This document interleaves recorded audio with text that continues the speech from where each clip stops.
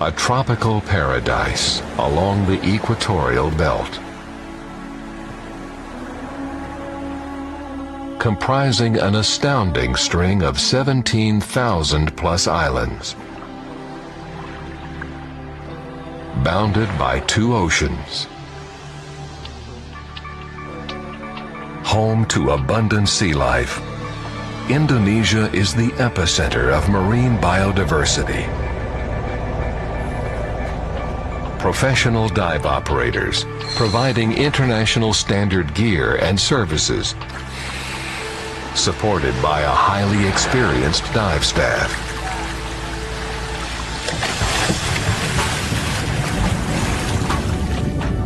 Endless underwater gems waiting to be discovered. Boasting hundreds of stunning dive sites, catering to divers of all levels.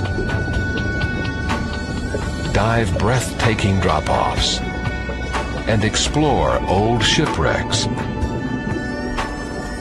and countless variety of macro life.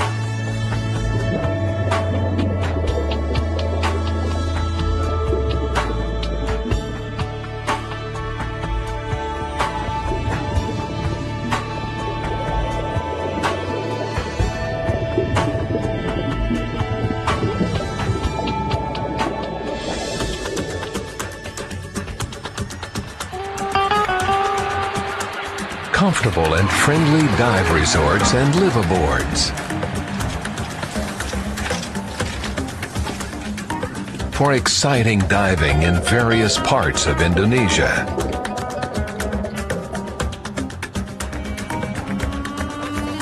An underwater sanctuary for some of the most remarkable creatures. An extraordinary display of marine life amongst our renowned national marine parks.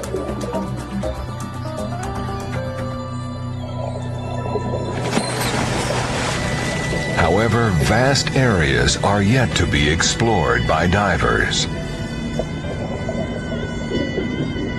The heart of the world's Coral Triangle Center, home to over 1/4 of the world's marine life.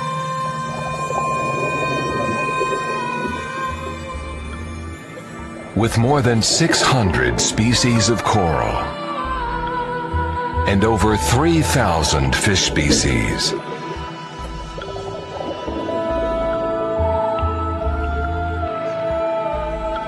A spectacular aquatic biosphere.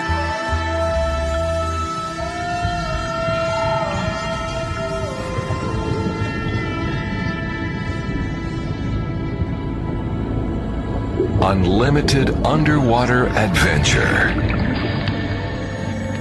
Diving beyond imagination.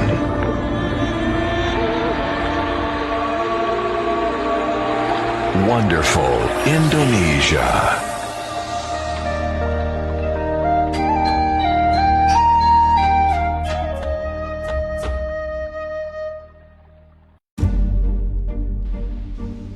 A united journey isn't just about miles traveled, but milestones reached. That turns window seats into breathtaking views. Where sharing smiles, experiences, and connections transcend language and culture. You realize you're not traveling to get away, but to get closer to yourself. Because it is travel that helps us discover that we are all more alike than we are different. And that this journey is just beginning. Sick.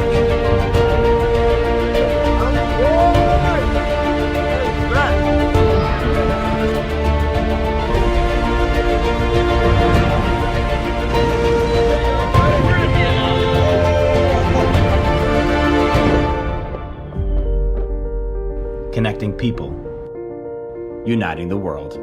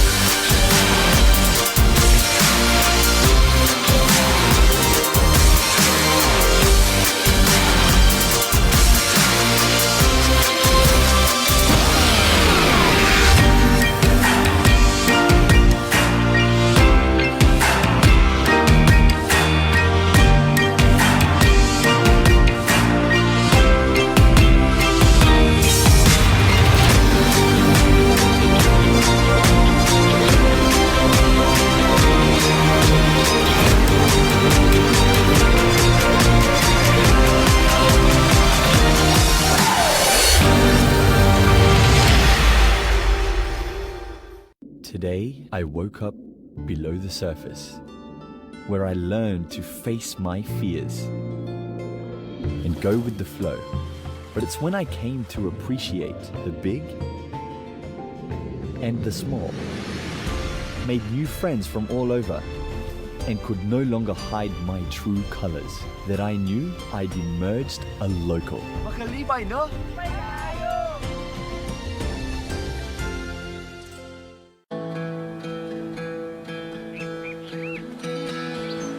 Hello, my dear friends. It's been a while since your last visit, but I want you to know I'm here. Here for you now and in better days ahead.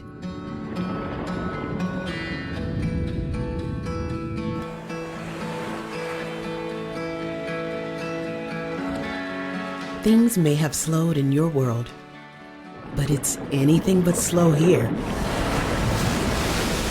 My reefs teem with colorful fish. Schooling hammerheads circle the deep. Playful dolphins roam the shallows. And gentle waves whisper, "Come back to me."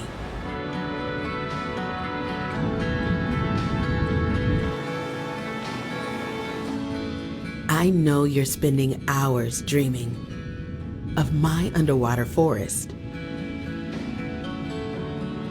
of my soaring eagle rays, of my wise giant leatherback turtles, of my playful and friendly lions, of the stars that shine below, and the serenading humpback singing. And just as you are resetting, so am I. Everything is more vivid, more plentiful, brighter. I'll continue to surprise you more than ever before. We're always connecting, you and I. In me, you seek solace. And I promise to heal you and delight you.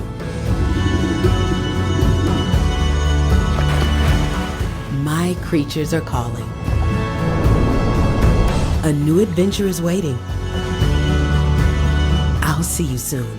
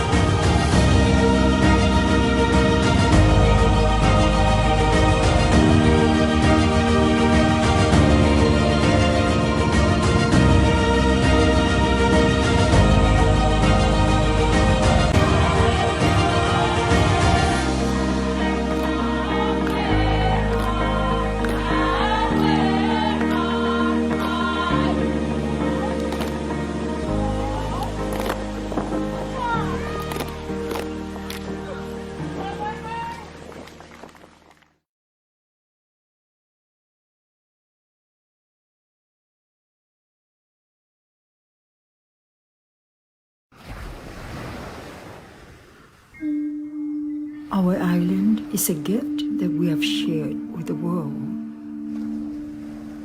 But in the stillness of today, our island is asking everyone to give us a moment.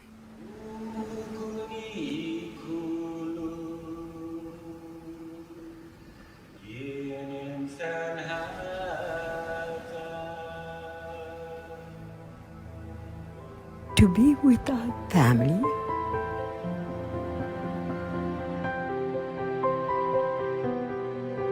Ifamagonte, our children, our grandchildren, Itanota, our land, our thoughts,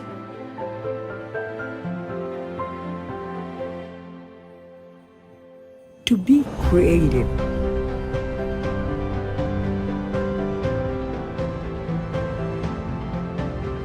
Fanhongi, to have faith.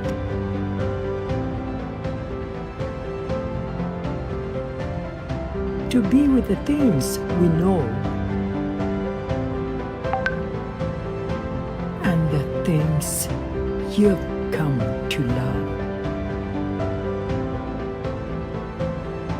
Give us a moment, and we will share one together soon.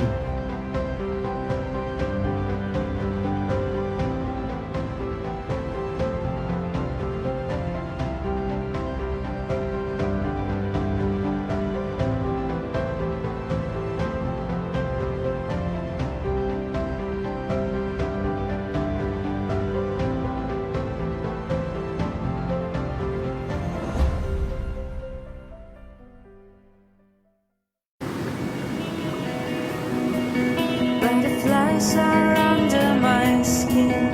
I can feel the wings trembling. They will save me from falling. Waves are bringing me back to the land. 100 hands are around me, but they will save me from falling.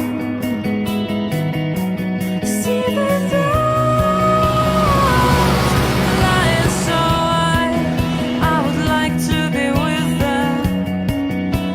say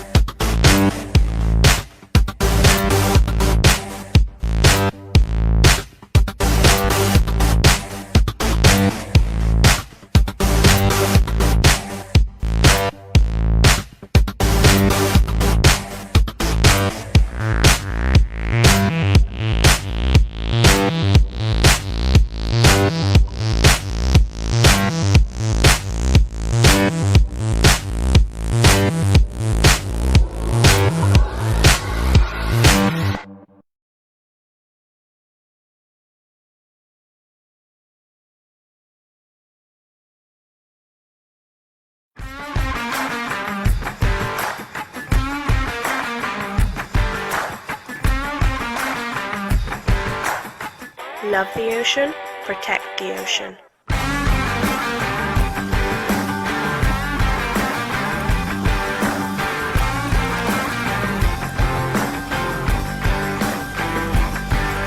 Ocean Positive. Swimwear made from lost or abandoned fishing nets, recycled from the sea.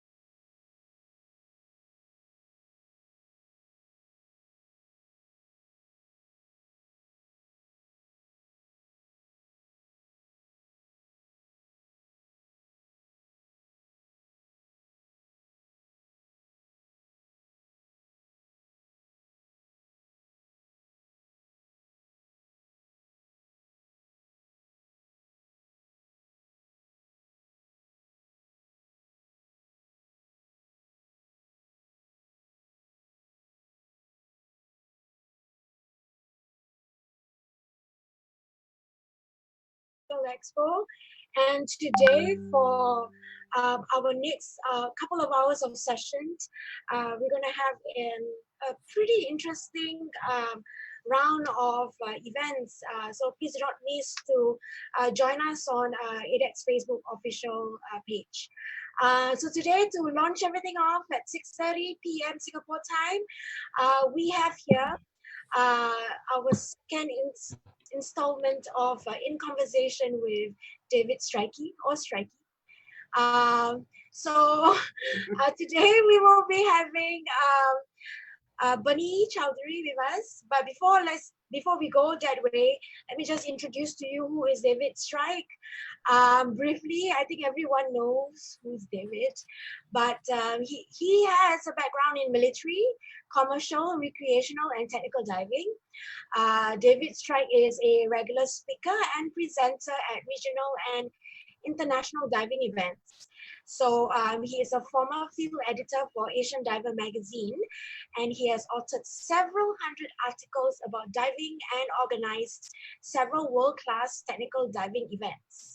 So he is a recipient of ADEX Lifetime Achievement Award for his contribution to technical diving, and he's also a fellow of the Explorers Club of New York. So without further ado, let me just pass this over to David. Strikey, please. Nora, thank you very much. I was saying to people earlier, it's only bank managers that call me David. Everyone else calls me Strikey. So yes, thank you, Nora. Ladies and gentlemen, this evening I'm joined by Bernie Chowdhury. Now, Bernie is one of technical diving's early pioneers, a most accomplished cave and wreck diver, enormous experience. He was also the founder and publisher of Immersed magazine, the groundbreaking technical diving magazine. He's also the author of the best-selling book, The Last Dive, which I think, Bernie, I'm correct in saying has been translated into 10 languages. It was an absolute bestseller. Enormous. Pardon? Yeah, it's 10 or 11 languages, I believe. Yeah. Yeah, it's by the way, if you count the British English, by the way, if you count the British English, which is a completely different language. Yeah. Oh, really? Oh, bless you. This evening, we're going to chat. It's an unscripted, unrehearsed, free-flowing conversation. So, ladies and gentlemen, first of all, let me tell you just a little bit, odd random snippets about Bernie. Bernie trained in mixed gas diving under Sheik Exley, I believe. Is that correct, Bernie? Yeah, that's correct. 1990. Yep. And Sheik, of course, was well, one of the greats of diving until his demise. You also trained under Dick Rakowski, did a course with Dick Rakowski. Yeah, it's nitro. Yeah. Yeah. And that was when it was, of course, the devil gas. Yeah. Well, 1988, I don't even think it was even called anything. Yeah. You've known, obviously, a lot of these sort of really well-known, sort of great people. You were also a very accomplished cave diver, I believe. That was your first love, wasn't it? Or did you take really, up cave diving? You know, I started wreck diving here off the coast of New York because this is where I live, right? So I first started doing the wreck diving, and then I ran into cave divers during my first instructor course, which I was taking down in Florida. It was a NAUI course, and then I started taking, you know, cave classes and really got the cave bug also. And that's been very sort of useful in terms of your wreck diving as well, hasn't it? I remember I did read, by the way, The Last Dive as last week, so I reread it. So, you know, I'm au fait with this, that the cave diving obviously helped, I think, prior on the wreck diving experience, people would opt for progressive penetration. And then, of course, with the cave diving experience, you were laying lines into the wrecks. Yeah. Which, as I understand, met with some opposition. Yeah, quite a bit actually. But both methods are still controversial. And as I point out in the last dive, there are pros and cons to each. I've written separate articles on that. And I think in some wrecks, depends, what you're doing and what your goals are and what the wrecks and the environment is like. Sometimes you do a combination of both of those methods. And I've certainly used that extensively in the Andrea Doria, for example, to recover lots of artifacts from there. So some of it was progressive penetration, some of it was guideline usage. But for the very deep penetrations into the Doria, which was like a giant steel cave at that time, it's really collapsing a lot now, I hear. But back in the 1990, very early 90s, first year I dove it, I think was 89 or 90, no, 1990 was the first year I dove the Doria. And so there I was running guidelines for the long penetration. Yeah. What were you using in terms of gas? Mostly air at that time. And then I took Sheck got a hold of, everybody heard about the Team Doria 91 expedition I was putting together, which I understand was the first organized mixed gas expedition, a sport diving expedition on the Doria. And so we had a lot of people and the sort of who's who of the very fledgling technical diving community in the United States was involved. We had some people from Europe were invited. I know a couple from Switzerland was supposed to come, but then they had some issues and they couldn't make it. But, we were using, some of us were going to be using mixed gases, others were going to be using air. And Sheck said, hey, why don't you guys come down? I'll, do a mixed gas course. He goes, I know you're not doing this for a card, but here's a tool that you guys can use. So December of 1990, went down to Florida and did a mixed gas cave course with Sheck. Yeah. Wow. And that the Team Doria thing, by the way, I think Michael Menduno wrote about that, the fledgling Aquacore magazine at the time. Yeah, and I think he was supposed to be diving, and then he broke his elbow. Well, yeah, Michael actually wrote that Bill Stone's Wakala project was the big bang of technical diving. Team Doria was a collision of some of the forces set in motion by the Big Bang before those forces merged in harmony. So it was quite a groundbreaking expedition, that particular one. Who did you have on it? Who were the people? Can you remember? Yeah, there's a lot. Okay, so Steve Berman was on that, who I write about in the last dive. The Rouses, both Chris Rouse, father, and Chrissy Rouse, the son. Steve Foreman, who is a very highly respected cave instructor from Florida. Jim Baden, who was running a technical dive shop in California. And one of his students, Chuck Schmidt, who they'd been training together for 1 or 2 years. They were using full face masks and comms gear and all that. Wing Stocks, who's also had a technical dive shop in California. He came out. Gosh, who else was on the? I'm trying to think of who else was on the initial team. Drawing a blank here. As we discussed earlier, it's dive boat early here, so I'm still waking up. But, what was the boat that you were on? So I chartered the Wahoo, Captain Steve Belinda's boat, and that boat ended up becoming the Garloo. Captain Hank Garvin, the late Captain Hank Garvin, bought that boat and changed it when Captain Steve Belinda retired. But it was the Wahoo, yeah. Right. Because I can still remember from the Tech Forum days, you used to see regularly sort of the Wahoo and the Seeker were the sort of almost competitive vessels, weren't they? Well, almost. That's an definitely then. Yeah, yeah, yeah. The two captains and the owners were Captain Steve Belinda of the Wahoo and Captain Bill Nagel of the Seeker.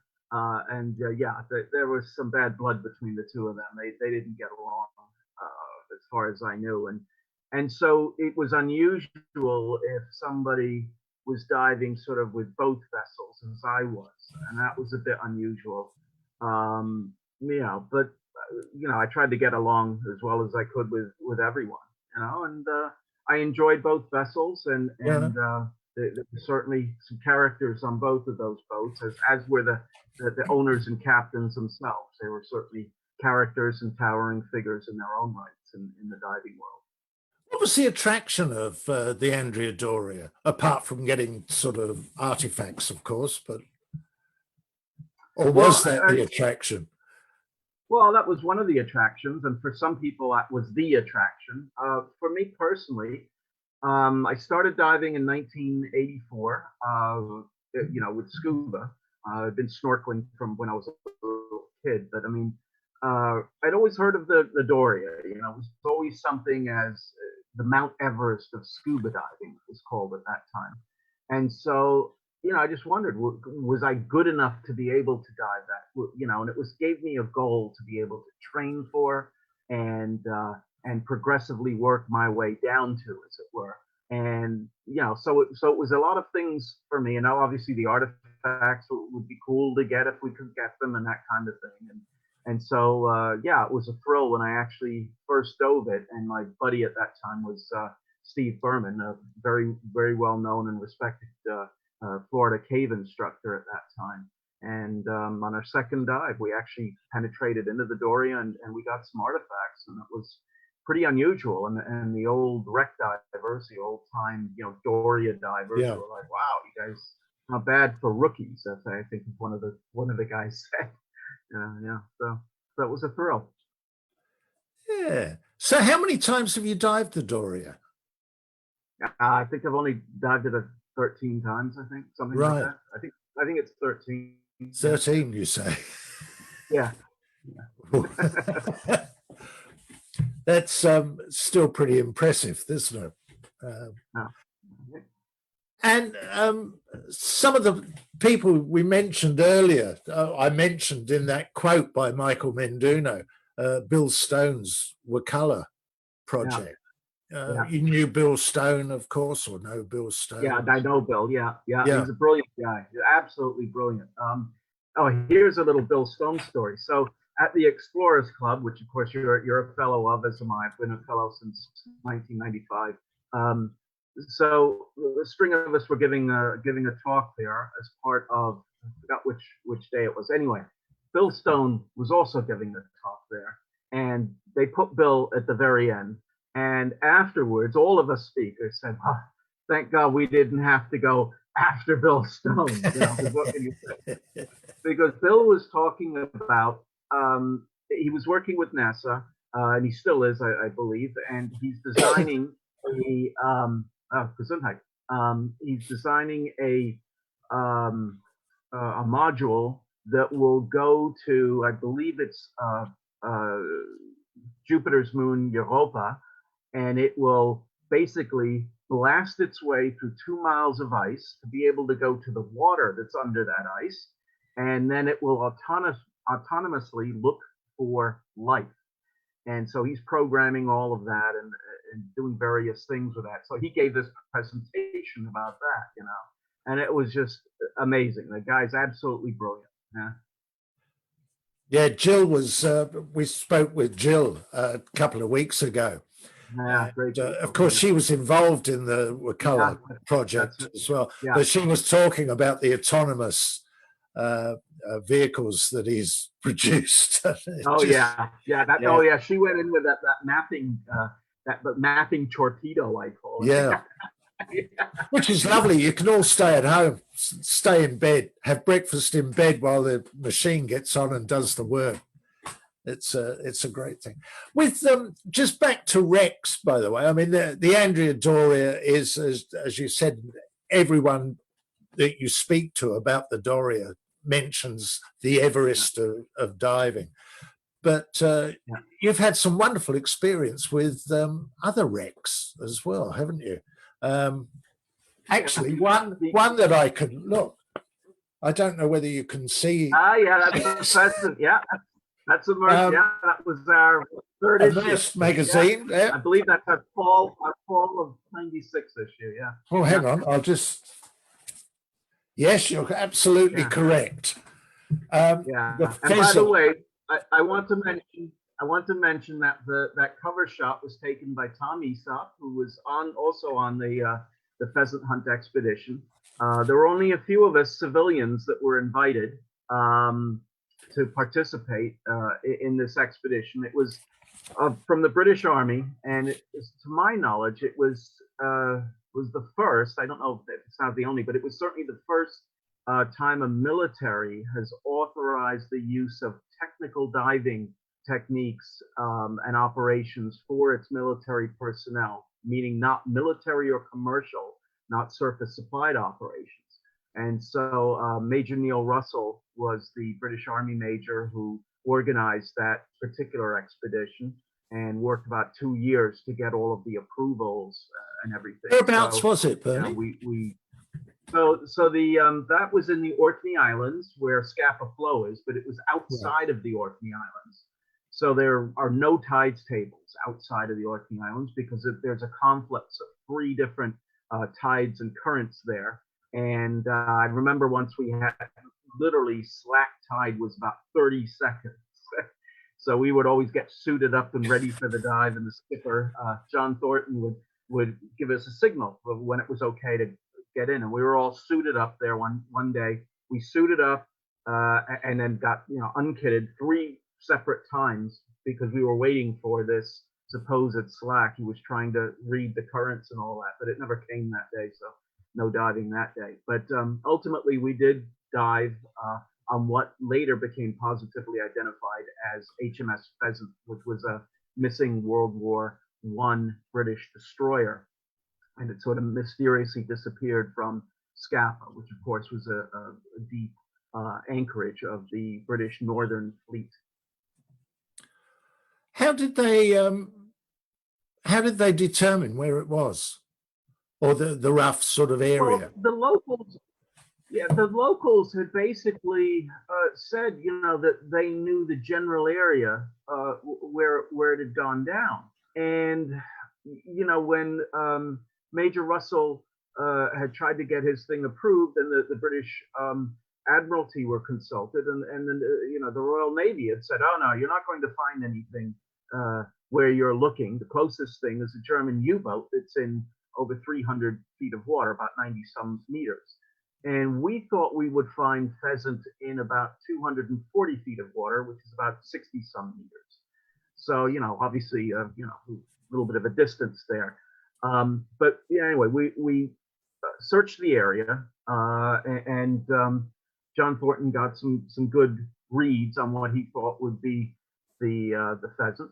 And then when we went and dived it, sure enough, there was a warship there. And Tom was going to be taking photos, but then I said to Major Russell, I said, "Well, is anybody doing video?" And he said, "No, I don't think anybody's got a video." I said, "Well, if you get me a video camera, I'll do my bit and I'll shoot some video for you guys. How's that?" So the BBC were up there to report. It was a very big expedition, reported in all the British papers and all that stuff. So the BBC ended up getting me a camera, and even though we told them we were going to 80 something meters, they gave me a camera, and it clearly said on the thing it was rated to 50 meters. And I said, "Well, what the heck? It's their video camera, right? Let's see if the engineering holds up on this thing." So in I plunged with it, and I did shoot some video that they ended up using in BBC Scotland News. So yeah, it was kind of nice. There was a stack of shells on the deck in a box, an ammo box. So I positively identified it as a warship that we were on. Yeah. Did they let you keep the camera? No, I didn't really want it at that point, but the camera did hold up. But the funny thing was, I also said, it's dark down there, get me some lights and all. I figured they'd give me a whole rig. They just gave me the camera. So I'm holding the camera in one hand, and then in the other hand, I'm holding a light. They're trying to get it all right. It's not the best video I've ever shot, but So, what the heck, we made it work. how many people on the expedition were using mix? All of the army guys, or? Yes. I mean, with that depth, you want to be using mix. Sure. So, John had gotten John, meaning Skipper John Thornton, had gotten helium and oxygen, and he mixed all the gases on his boat. The Army paid for all that. We stayed at the Army barracks up there at Scapa Flow, and it was a very unique experience. And of course, I'm a civilian. I've never been in the British Army. I was born in London, but I've never been in the British military. You wouldn't have wanted to join the army anyway, would you? No. Well, in that same area of the world as well, you were fortunate enough to dive the Hampshire, weren't you? Yes, that's correct. In fact, the Hampshire we used as a training dive for pheasant.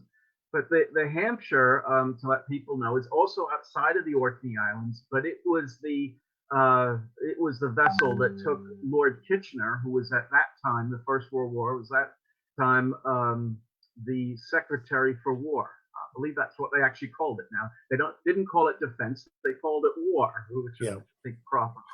Right? So he was the Secretary for War, and even though he was a hero of the Empire, there were calls for his removal because World War I had bogged down into trench warfare on the continent. And even though Kitchener was the hero of Khartoum and all of that, there were open calls for his removal, which is something unheard of, especially in those days, for a hero of the empire like that. And so there were conspiracy theories that what sank the Hampshire may have indeed been explosives planted by the British themselves to get rid of Lord Kitchener, and his most of his general staff went down with that wreck. And so it's just over 60 meters of water. It's about 206 feet, if I recollect. Yeah. Right. So Skipper John Thornton put me on that wreck. Said I was something like the 10th diver to have dived it. But then for the pheasant hunt expedition, we're moving forward a few years after that. We actually used that as one of the workup dives, and so it's kind of interesting to think, oh, now this is just a workup dive for the next dive, sort of in the queue. Yeah. And again, it's all of that was approved by the British. The Hampshire now, by the way, and the pheasant are both protected by 2 acts of Parliament. So now they're off limits unless you do have permission from the government. I know. I saw Rod MacDonald had done a photogrammetric survey of it just a few years back. Yeah, he does some great stuff. I got one of his maps. Yeah, great stuff he does. Yeah. Just back the pheasant hunt for HMS Pheasant. So you were successful in finding that, but it obviously made the front cover of the magazine as well, Immersed. What made you start Immersed magazine?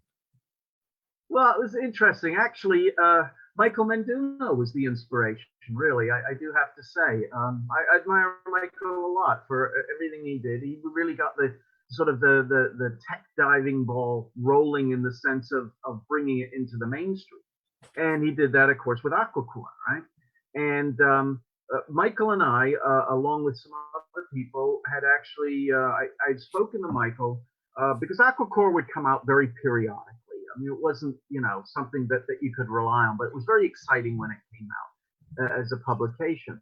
And so John Griffiths, who ended up starting OMS, and Kevin O'Brien, who ended up becoming CEO of Immersed magazine, the 3 of us had discussions with about taking over the business management of Aquacore. at that time. We had discussions with Michael about it. And I'd even told Michael at that time that I had an idea for my own tech magazine, when, things didn't, and then he said, oh, well, what kind of ideas do you have? I said, well, you'll find that out when it comes out, if it comes out. But, and then we even talked about maybe me taking over the editorship of management in some way of Aquacore.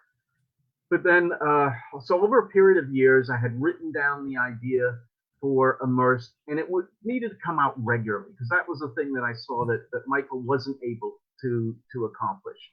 And it needed to be done, because everybody was saying, well, great, all this tech thing is great. And Michael had all these, statistics about how much tech divers were spending on the sport and the growth of tech diving and all that kind of stuff.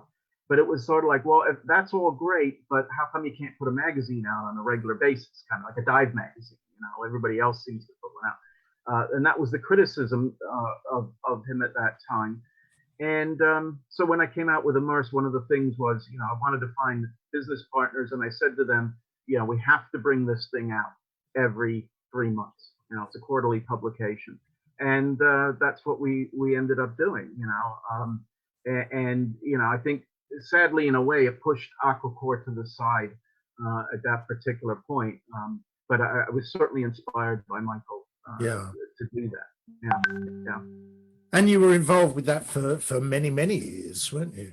With Immersed. Yeah, I think it was nine years. And Dr. Phil Newton, he of the Newt suit, he ended up acquiring Immersed and just sort of folded into his Canadian-based diver magazine. Right. So yeah, but I think I ran it for like 9 years. I think it was. Right. Yeah. And then you were also editor of the, because you were a member, you had that keen history that keen interest in diving history. You were editor of the Historical Diving Society magazine, weren't you? Yeah, for the USA, yes. I was a board member. I asked Leslie Leaney, who started the Historical Diving Society USA. He asked me to come on as a board member, which I did. And then he was editing, I think, the publication at that time, but then he asked me to take over the editorship, which I did for a while. And I worked with, I think his name was Kent Rockwell, who's passed away since then, but another great guy with amazing stories to tell. And so it was very good. It was very good for a while, and seeing, the inner workings of the HDS and all that stuff. It was just, brilliant stuff. Yeah. It's that interest in diving history, really comes to the fore when, as I mentioned, I reread The Last Dive last week, and it's a great book for anyone that has an interest in diving history and particularly modern diving history, just to see how things came about. And indeed, in that 20, 30 years, technical diving diving itself, the face of diving has changed enormously, hasn't it? Yeah, you would have seen some enormous changes. Has. Yeah, absolutely. It's funny that you say 20 years, because I remember 20 years ago was when I first met you. Down, I think it was down in Melbourne, in Sydney, but Melbourne, because you were doing a tech show there, and I came to give a couple of talks there. And I remember I was pretty nervous, because I had just submitted the manuscript for The Last Dive to my publisher HarperCollins in New York, and they had accepted it, but I was like very nervous in like, oh, how's this going to be received and all of that sort of thing. And they released the book then. It was released in North America, I think the UK, and in Germany simultaneously in September of 2000. So yeah. No, that was.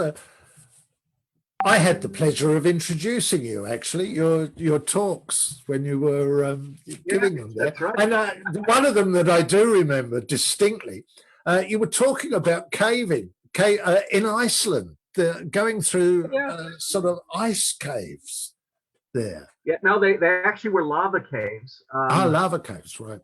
Yeah, they were, it was basalt, and I ended up going to Iceland in the mid 90s. Did a couple of preliminary exploratory dives there. I laid some line into unexplored cave passages. And then I put a team together. We went up there. It consisted of, again, Steve Berman, who was on the Team Doria 91 trip, Terry German and Kim Martin. They were also on the Team Doria 91 trip. Terry and Kim are from Canada. So they came up there to Iceland with me, as did Steve. And then Icelanders, Erlendur Gudmundsson. Pami Dungal was invited from Iceland. There were only actually 2 cave divers in Iceland at that time, certified cave divers. And those were Erlendur Gudmundsson and Pami Dungal. Now, how do I know that? Because they were both trained by Steve Berman, of course, right, on that Iceland expedition. We ended up surveying and mapping Iceland's most significant cave, which is formed by the tectonic plates of North America and Europe literally rifting apart. And that cave is called Silver Hillir. And to my knowledge, we're still the only team that has surveyed and mapped any of Iceland's underwater caves. And that's astounding to me because that was over 20 years ago. So if there is somebody who's done any more surveying and mapping of Iceland's underwater caves, I'd like to know about that. But anyway, you know, I got permission from the government because the location of that particular cave is in literally Iceland's most sacred ground. It's in Thingvellir National Park, which is where the Althing, or their parliament, would meet. And it's the oldest extant parliament in the world. So, you know, really? they consider it a national park. Yeah. So in order to go cave diving there, you needed special permission.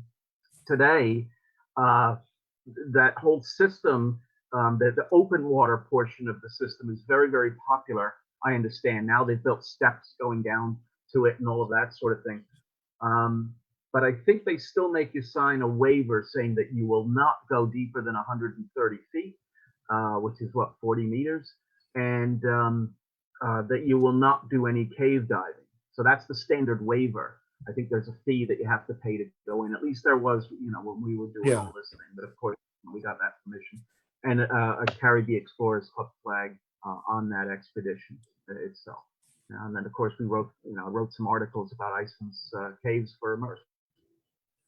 Excellent. And also in that same area of the world as well, there was another ship, wasn't it? The German ship, the Blucher. You dived on that. Well, that's a little bit. It's in Scandinavia, but it's that's in Oslo Fjord. That's Norway. Right.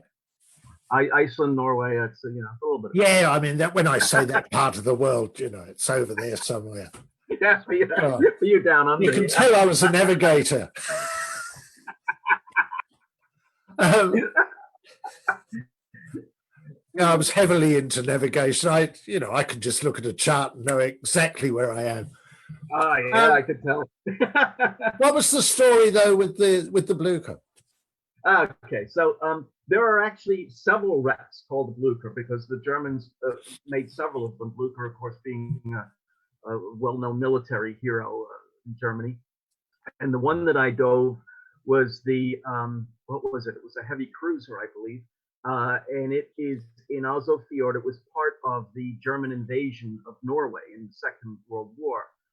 Oh. And it came to rest in about 92 meters of water. It's literally turtle or upside down. And the people who put me on it were the Norwegian Technical Diving Society, I believe they call themselves. Mang Overein and Ronnie Arneson were the 2 guys who started it. I think Ronnie first with Mang. They were, what do they call themselves? Fire divers or something. They're firefighters in Oslo who are also diver rescue people. And coincidentally, they did a rescue of a child who had been underwater for 45 minutes, and they were able to bring them up and revive them. And that child is now an adult with his own family. So they're quite well known for that. Wow. That happened decades ago.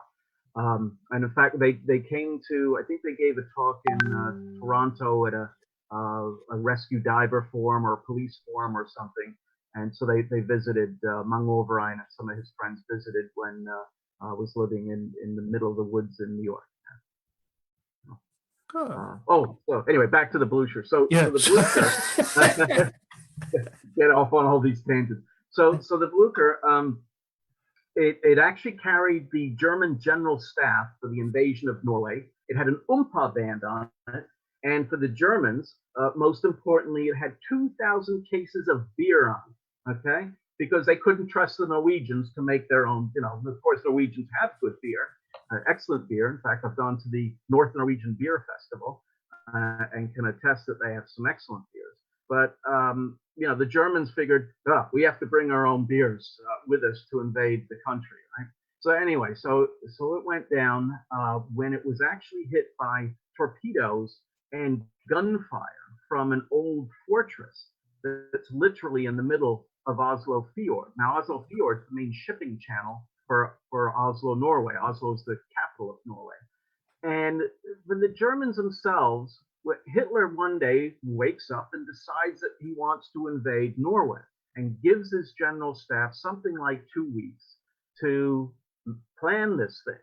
These guys are totally unprepared. They actually went to basically tourist agencies and travel boards to find maps of Norway so they could plan their military invasion, if you can believe this. That was the time they lived in, right? And so some old World War I Norwegian veterans were manning this old fort because they figured, the Norwegians figured out nobody's ever going to be using this thing. And they successfully sank the Blucher with torpedo fire. And I think they even fired the guns that were there. There's basically cannon that were there. And the Blucher sank very, very quickly. So it was an exciting dive. And in order to be able to dive, back then, I actually had to write letters, real letters. There wasn't all the ubiquitous internet and all of that stuff. So it took me a few years to find the guys that could put me on Blucher. I don't believe in reinventing the wheel. I always think, hey, there's got to be locals that know about this and can help out if nothing else. And ultimately, I was able to get in touch with these guys in Oslo. And then later I asked them, well, gee, you didn't, why did you decide to do that or put me on it or whatever? And they said, oh, we knew about your diving because I had been up in Narvik diving there, which is up in the Norwegian Arctic. And that was a major battle between the Germans and the British for control of a very important port city. Even though it's in the Norwegian Arctic, it does not freeze in the winter because of the Gulf Stream, which still influences that. And so Swedish iron ore that was highly, highly valued for military purposes was being shipped to Narvik. And then from there, it was being sent to the British, and even the Germans were buying it. But, of course, both the British and the Germans wanted to secure that vital iron ore. So there's a lot of wreckage there. There are 10 different German destroyers that were sunk there. There's a German seaplane that I also dived there. And there's a lot of other stuff that I wasn't able to get to, but really interesting stuff. So they knew about my diving from Narvik. They said, well, you said you had been diving in Narvik. There's one guy that we know that takes people out from there. And we called him and he said, oh yeah, this guy knows how to dive. You could, take him on the Blucher. So, okay. What depth what depth is the Blucher? I believe it's 91 or 92 meters. So it's something like 309 feet. Yeah. I have to ask, of course, what happened to the beer? I don't think we know what happened to the beer. Unfortunately, I think it's lost to history. Maybe somebody will be able to pull some up and see. But, I don't really think that there's a lost beer tradition in Germany. So I think we're pretty safe.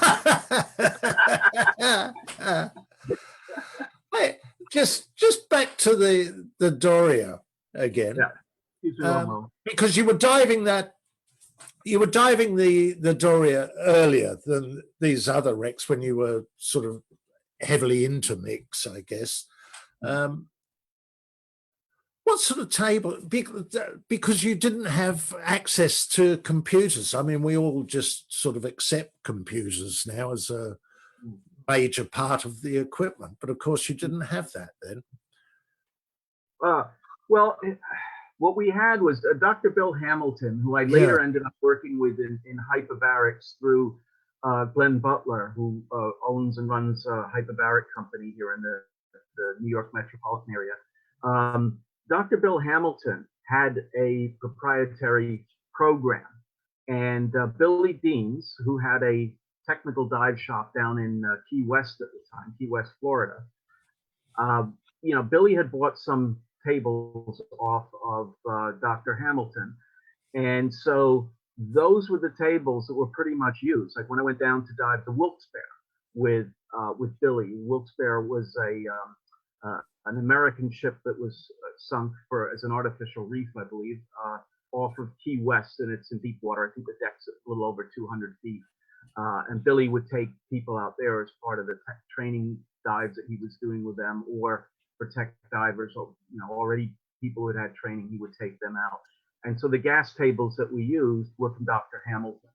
So, and there was I think some of the other guys had used them too. I think some of the Wakala people, like for instance, Steve Foreman, I had mentioned to you earlier, he had been on the Wakala project also, and then was on the Team Doria trip. And so he had his own tables that he wanted to use from, I believe that was from the Wakala project. And I think Bill Stone had generated those. So pretty much the way that you would get your tables, and they were all set for mixes, right? The way that you would get them is from Dr. Hamilton, you could buy them, or from Billy Deans, or I guess if you're diving with Stone, you could get them. Some of the cave divers were doing some deep stuff besides the Wakala project, so some of those guys had tables too. So these were all generated on what we would today, I guess, call proprietary desktop decompression programs. Yeah. You were also involved in the early development of computer, weren't you? Yeah, there was so a student of mine, Peter Thompson, and a lot of stuff, a lot of life is just luck, good, bad, and dumb luck, right? And sometimes it's a matter of being in the right place at the right time. And so, this was a case of that. I was teaching diving, and was teaching open water diving with a shop in Manhattan. One of my students, one of the classes, name was Peter Thompson. He's still around. And he was working for a Japanese trading company called Inabata. So he was working for the New York office. And he got, he was very excited about that. They were primarily dealing in bulk chemicals with Japanese companies, but they wanted to get into computers. And so, he and I would go out and we'd have some drinks here and there, sometimes after class and stuff, and we got to talking. And he got very interested in the possibility of a diving computer. Now, one of Inabata's clients was Seiko, the famous watch manufacturer. Seiko had just come out with a watch that they had programmed with the U.S. Navy diving tables on. But, and this is a real no-no in U.S. liability law, those tables, if you exceeded them, basically the thing would just shut off. There was no decompression. So when they told me this, I was like, first off, get that thing off the market as fast as you possibly can, because you guys are about to get yourself into the hugest lawsuit that you've ever seen, because somebody's going to get hurt with that. And Americans love to sue each other. I'm sure you guys are all aware of that, right? And so they did that. They said, well, what should we do? So I ended up being hired as a consultant, and I said, well, you need to program. If you're going to do something like this, you need to have a decompression algorithm to at least be able to get somebody who has exceeded the tables, be able to get them safely to the surface. If you want your watch to shut off at that point, then you can do that, but at least get them safely to the surface. So anyway, then Seiko had come up with it looked almost like a fish, and they had come up with a nitrox, or they were going to come up with a nitrox computer. They had this thing for an air computer, and I said, well, why don't we develop that and then develop nitrox, and then ultimately from that we can gear up all the manufacturing processes and the software to then have a mixed gas computer. So I think at that time, I think Kevin Gurr in England, very well known and respected technical instructor and trainer, and an equipment, a computer developer, he had also come up with a nitrox computer. So I'm not sure which one was actually first, if it was this one from Seiko that ended up going. I highly recommended Dive-Right Manufacturing be the distributor of that, and you know, they ended up going with that ultimately, although they had another choice, a much bigger company. And I just said, yeah, but they're not involved in technical diving. There might be a big company, you know, sort of, if you look at all the business records, but you know, Dive-Right at that time was the only really technical equipment manufacturing company. It was before OMS had opened its doors. Right. So, you know, so we went down, we talked to the Dive-Right guys, and they ended up taking over. And I forgot the name of it, the nitrox computer. But then ultimately from that, a Trimix computer was developed. Right. Hmm. Not the bridge. Was it the bridge? Yes. I think that was the one. Was it the bridge? Yeah, I think that's the one. Yeah. Yeah. Great. And you've got a deep interest, excuse the pun, but a deep interest in hyperbarics as well, haven't you? Yes. For 14 years, I was board certified here in the United States as a hyperbaric medical technologist. So I worked in different roles. Again, Glenn Butler, who was a former commercial diver, he's done some interesting stuff too. And he was actually a salvage supervisor on the Republic, which is in deep water, not that far from the Andrea Doria. But anyway, that's a whole nother story. But Glenn had called me one day. Of course, I knew Glenn from the diving world, and he called me one day to see if I wanted to, you know, get interested in working with him and his company. And I said, but I don't have a medical thing. I haven't worked in, you know, hyperbarics. So that's all right. Come and take the course and do all this and blah, blah, blah. Okay. So I ended up working with him. I ended up also treating patients, helping to treat patients as part of the team in at least 4 different hospital units and hospitals in New York. And after that, I ended up moving into training and developed a training course that was approved for medical credits. They're called, what are they called? CEUs, CMEs, rather, continuing medical education credits.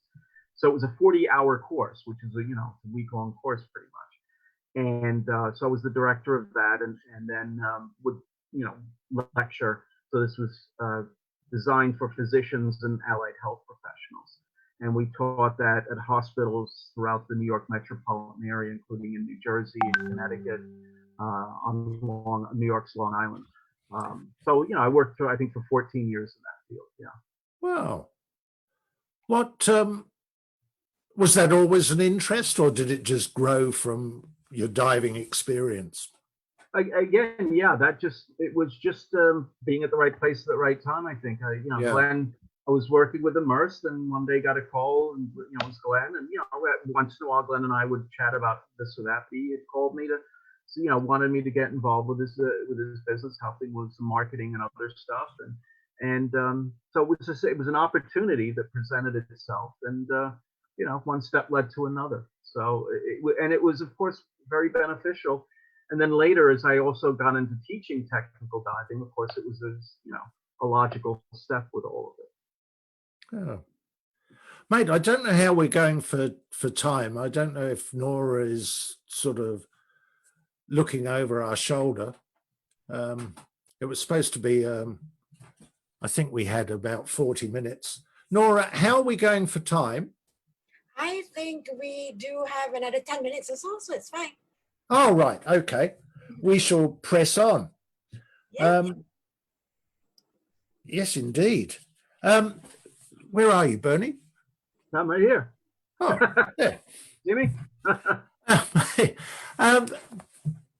Just back to the last dive itself, the book. I found it absolutely fascinating. Not least, I mean, the story of the Rouses. In many respects, it highlights the good and the bad of technical diving. The people that hasten what's that lovely term? Hasten slowly to get there.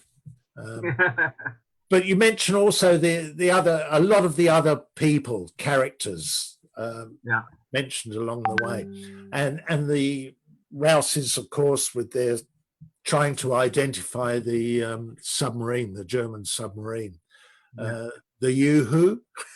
Yeah, it was called the Yoo-hoo because, of course, the U-boat numbers were all U, which stood for Unterseeboot, or undersea boat, as it were in German. But they always had the U and then a hyphen and then a number. That was always the official designation within the German Kriegsmarine or wartime marine. So John Chatterton, went down and recovered a plate that had the eagle and swastika on it. So it's like, well, this is a U-boat, right? Everybody's thinking, this is tube thing. But first, people were identifying this thing as a possible barge, etc. Captain Bill Nagel of the Seeker had gotten numbers from, and those are the coordinates, the GPS numbers. Well, actually, there was Loran C numbers, I believe, at that time. So Loran C, for those people who don't know, was part of basically a navigational type of system, and now has been replaced with GPS. But so, anyway, without getting into a big long discussion of Loran C, he got the Loran numbers from fishermen who had, commercial fishermen who had snagged their nets and stuff on something. So it could be just a bunch of rocks, right? Or it could be a shipwreck.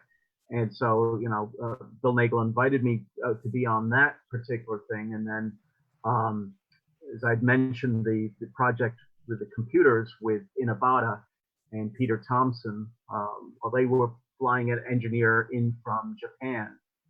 And I was supposed to be then taking them for a week around the United States so he could experience some diving in the different diving communities and that type of thing, familiarizing himself a little bit more with what was going on in diving. In Japan, it was very, very different sea.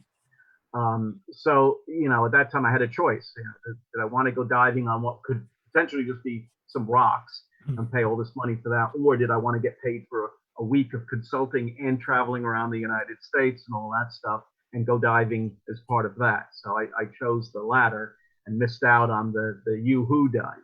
But yeah, they called it the Yoo-hoo because of, when Chatterton had recovered the plate, then it was like, ooh. And then they made a pact that everybody on the trip would, be invited on. It was only those guys, and fair dues.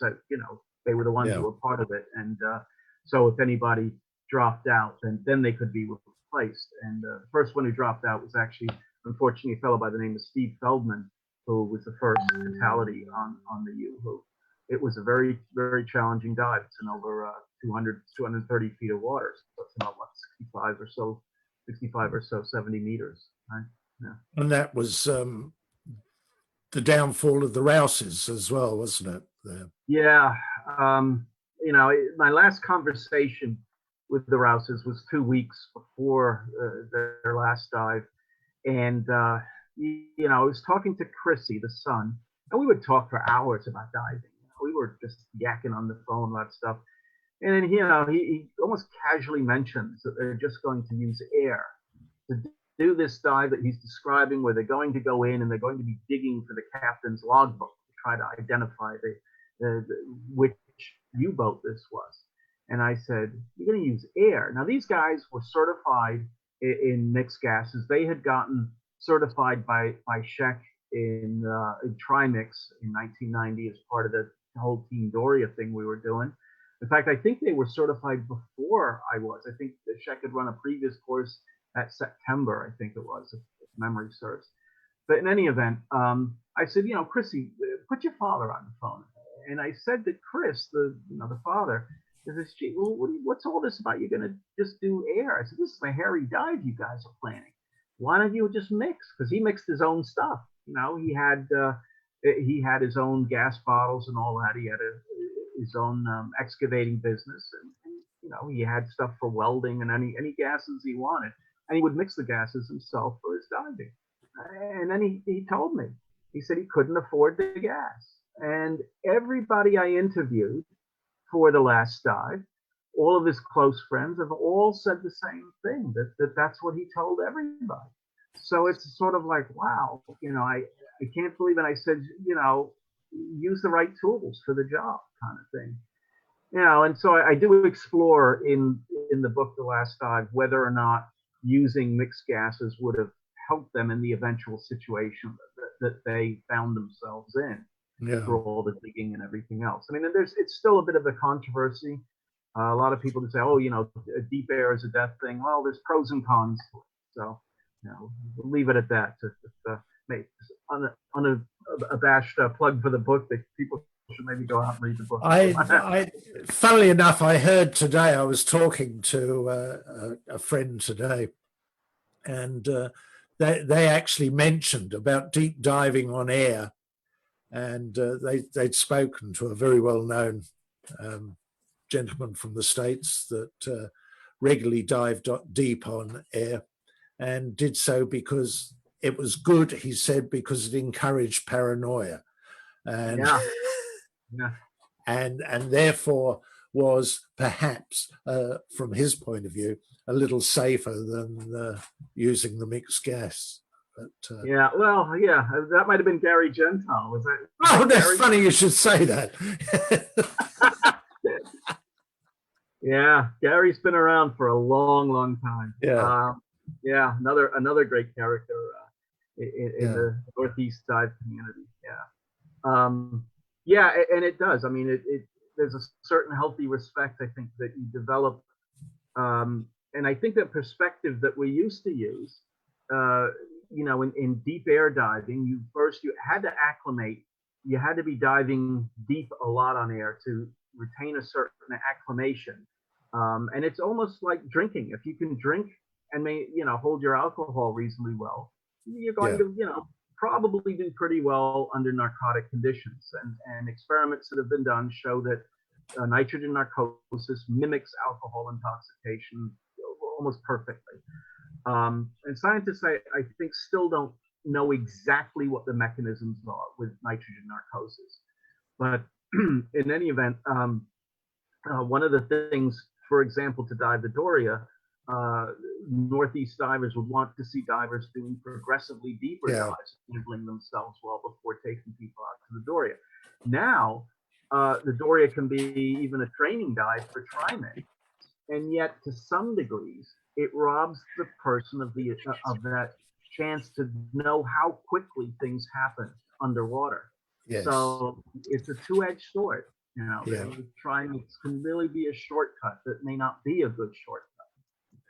Now, I do see, looking at the side here, note that we are now almost out of time. So, Bernie, it was lovely catching up with you again. We must do this sort of likewise, before another 20 years goes galloping past. But I just wanted to close the last few sentences in your book, The Last Dive, really sort of sums up what people like yourself are really all about. And if I may, I'll just quote: space, water, land.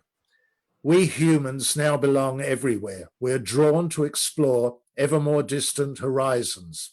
And as we learn to overcome the limitations of our bodies, wherever the journey leads, we will venture ever deeper into ourselves. And very, very true. Bernie, thank you very much for joining us this evening. I thoroughly enjoyed it, and I do look forward to catching up physically with you soon. Mind you, we're perfect examples of social distancing. That's 16,000 kilometers apart. So, Bernie, thank you very much indeed. And Nora, over to you. Yes, David. Sorry. Yes, you were saying, Bernie. Yes. Are we going to have a Q&A, or is this... Is there a Q&A session, or do you want to, have you got another session? We do not have Q&A at the moment, but there is one question that someone actually texted me on Instagram to actually ask you, Bernie. So the gentleman is asking that what are your thoughts with regards to you going over to India to do diving, and then what are your thoughts when you stumble into a whale shark in India, and and have a story that you can share with us a little bit with regards to your experience in India. Yeah, I hope that was from Vish, Commander Vishwanath Rajan. That sounds like him, and a good friend.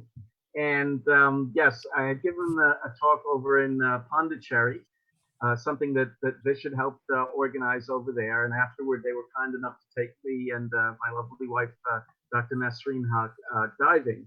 And we had been diving already in Dwarka and had carried actually the Explorers Club flag there on that expedition, which is part of the Indus Valley Civilization Project that we're doing. It's an ongoing thing.